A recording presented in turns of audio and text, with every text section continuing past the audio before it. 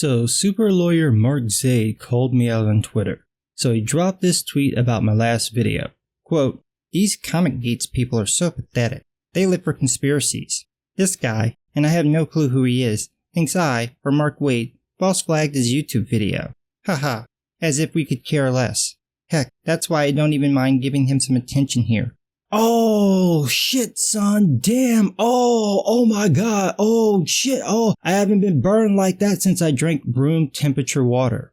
You care so little about my video that you tweeted about it, and it's brought in zero traffic because nobody follows your Twitter feed. I couldn't care less, and that's the proper way to say that phrase, about your lame attempt at throwing shade.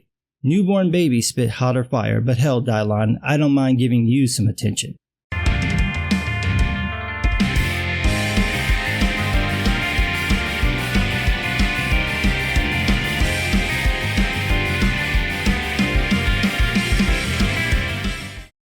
Mark Zaid's hot takes are like when your grandma rattles off those jokes from the old snap books.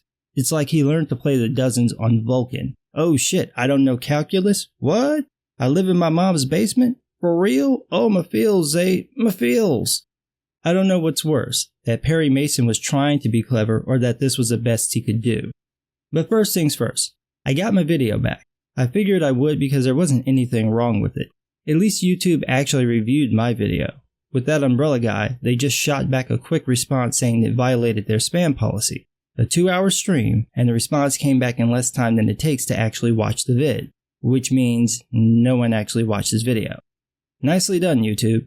You not only make it so easy for someone to false flag videos by spamming the reporting system, but you guys seem to just let some of it stand instead of actually doing what your policy says you'll do.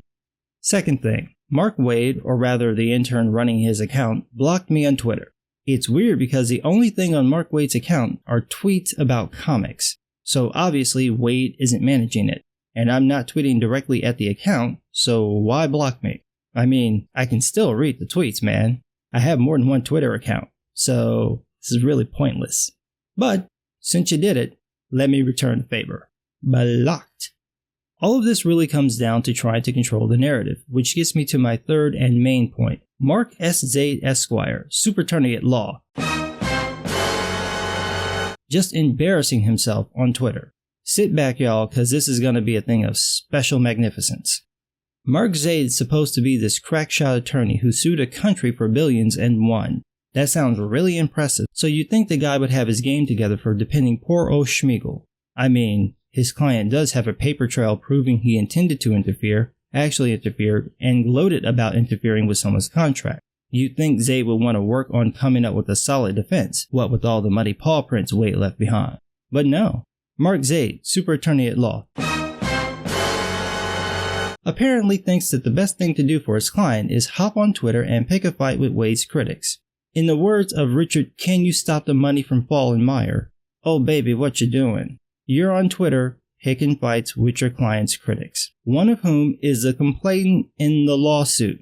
What makes you think this is a good idea in any universe?"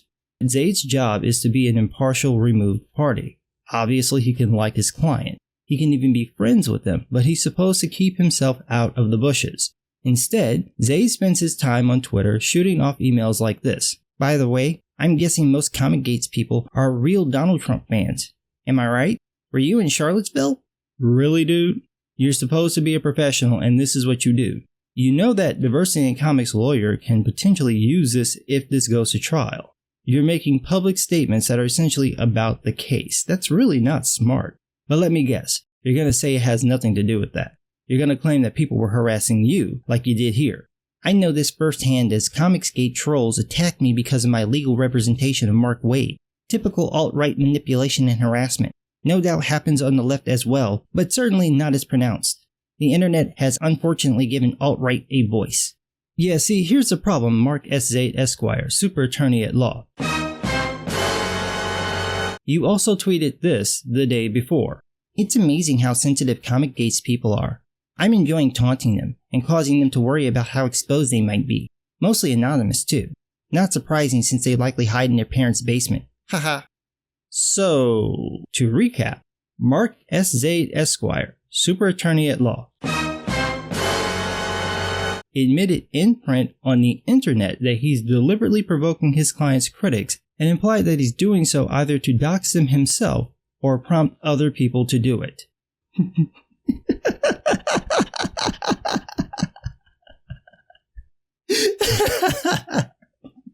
I wish I could get paid by the hour to be this stupid. Dude, you're a lawyer, or at least pretend to be.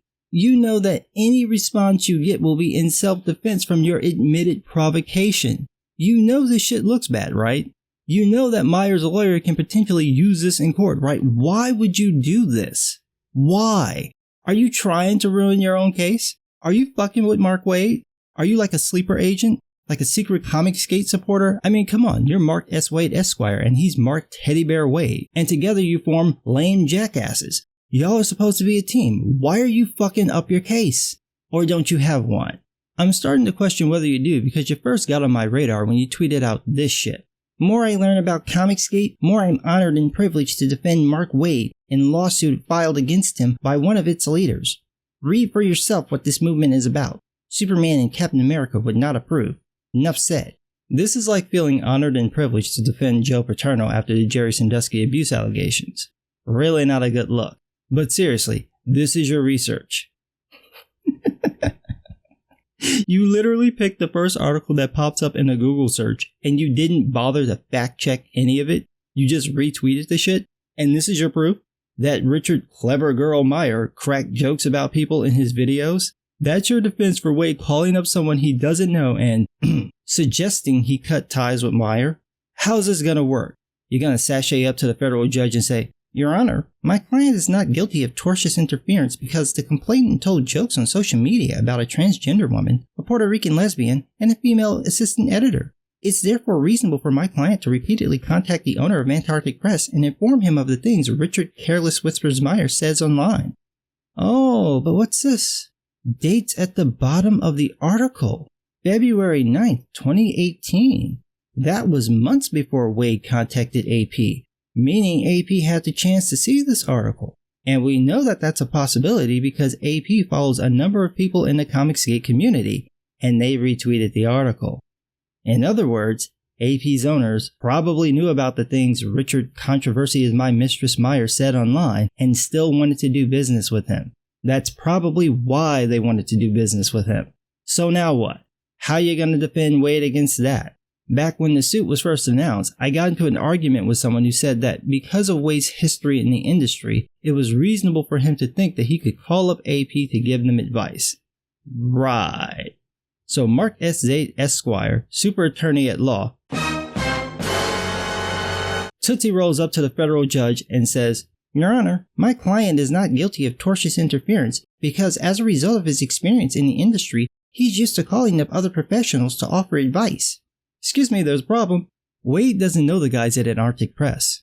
He hasn't done business with them, doesn't know them personally, and they didn't reach out to him. So Mark S. Zaid Esquire, super attorney at law, will what, slip and slide up to the federal judge and say, Your Honor, my client is not guilty of tortious interference because as a result of his experience in the industry, he's used to calling up other professionals he doesn't know to offer them unsolicited advice on whether to continue or sever an existing contract he's not a part of. Just give Richard the money. Just give it to him right now because this shit sounds ridiculous. I mean, what else can he argue? The only other thing I can think of is claiming that Gollum genuinely believed Richard Celebrimbor Meyer forged in secret a master plan to harass talentless writers and a lazy editor by talking about things they freely tweeted online and their craptacular books. Except Waid knows that's not true, and it makes little sense that an Asian publisher would choose to work with someone he would have to know was racist. Meanwhile, supposedly not racist Mark Waid calls up an Asian publisher to warn him about the troubles he and his company might face in the industry if he doesn't sever his contract with Meyer. Oh my God, take this to trial. I want to hear you argue this bullshit in front of a federal judge. Explain to the judge or the jury why they should ignore the Facebook posts, the tweets, the direct messages, the phone call records, and the email sent by your client discussing his intent to contact someone he doesn't know to get them to break a contract with someone he doesn't like by implying that there'd be an industry and retailer backlash against said publisher if he didn't. You can post all the tweets you want, Zaid. Christmas tree lights burn hotter than your hot takes. That doesn't change the shady bullshit your client did. And you call yourself a comic book fan. Why would you support someone who's got a track record of going after 2 Asian-run publishing companies, attacking minorities and women on social media, and a long history of violent tantrums so common that his former coworkers stopped reacting to them? That's the guy you're trying to paint as fighting the good fight? The dude's so unhinged that he's 2 seconds away from blaming Ambien. That or a full diaper. So maybe while you're busy changing his dye-dye, you might want to, act like a professional and do your job. Go put your pussy hat on, get on your little resist bracelets, grab your bottle of kale-flavored soy juice, and come up with a defense for your client and stop embarrassing yourself on Twitter trying to pick fights with people. I know you want to be roasted so you can try to use that in a court case, but dude, stop trying to start a bonfire. It's just not gonna work. Nobody cares that much about you to actually do anything like that. We're just gonna talk about you and your ridiculous behavior online that you're doing all on your own. That said, I wish I could be a dick too and charge $750 to act like an ass online.